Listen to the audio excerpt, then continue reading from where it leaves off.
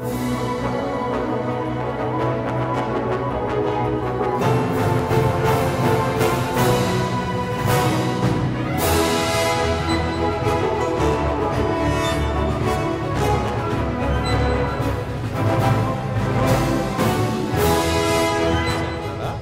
rebonjour Twitch et rebonjour la Japan Addict Z. Je suis avec Léa, alias Soleil Nocturne. C'est bien ça, je me trompe pas. C'est ça.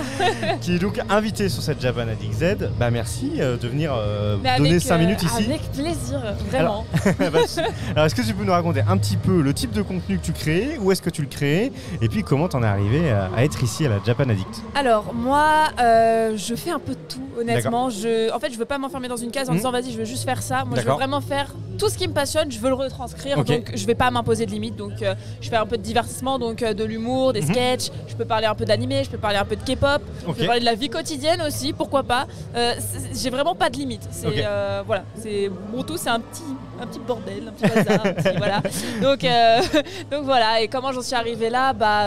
Moi à la base, je faisais des vidéos depuis 2012. Ok. Donc ça remonte un peu, ça va faire 9 ans. Oui. Et comment j'ai été invitée à la Japan Addict, tout simplement, c'est Shedley qui gère aussi tous les 7 Days Cheese, etc.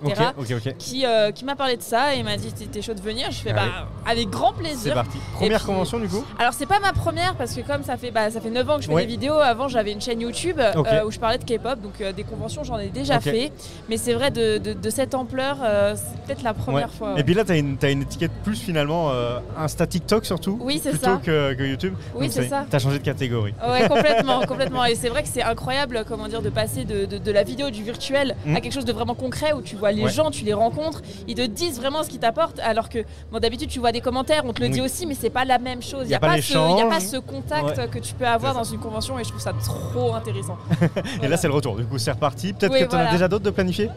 Non, j'en ai pas de planifié. Mais ça va venir. Ça va venir. De toute manière, j'imagine que dès lors que tu auras des choses, on peut voir ça sur tes réseaux. Oui. Qu'est-ce que tu utilises le plus? Pour communiquer, Instagram, TikTok? Pour communiquer, c'est plus Instagram. Ouais. Après, pour les vidéos, forcément, c'est plus TikTok. Ouais. Voilà. Et récemment, Snap aussi. Donc, Snap aussi, ok, voilà, d'accord. C'est vrai qu'on n'en parle plus trop des fois. Mais non, c'est vrai, mais pourtant, il y a du monde. Il y a du monde. Et j'étais carrément surprise de voir ça.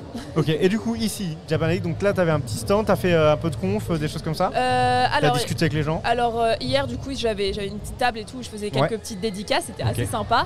J'ai eu mon petit moment sur la scène tout là-bas, la petite scène que j'ai fait des quiz blind test K-pop. Ok, voilà, j'ai répondu à quelques questions et on a fait des jeux avec les 7 Days Cheese sur la grande scène. C'était hyper impressionnant. Moi qui suis de nature timide, c'est vrai que Zénith. Pourtant j'adore la scène parce que je fais de la danse, etc. J'ai déjà fait de la scène, mais parler c'est un autre moyen de communication, ça fait très peur. C'est ça, tout à fait. Bon écoute, en tout cas merci, et puis on va te souhaiter plein de réussite, encore plein de beaux projets. Merci du coup beaucoup. Dans ton univers étendu avec tout ce que tu proposes. Merci. Et puis à très vite. Oui, à très vite. Merci, bientôt.